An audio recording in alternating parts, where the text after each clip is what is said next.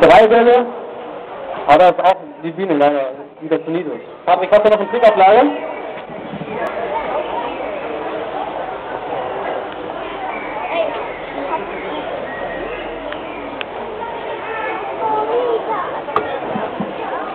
Okay, und Patrick hat noch einen ganz tollen Trick jetzt. Sehr gut. Ja. Einmal geworfen und gefangen. Hast du noch einen Trick? Ja. Das ist schon ein bisschen schwieriger, das Falschen. Und jetzt der finale Abschlusstrick. Wie sieht der aus? Wir überlegen uns nicht mehr. Okay, wir haben noch Zeit.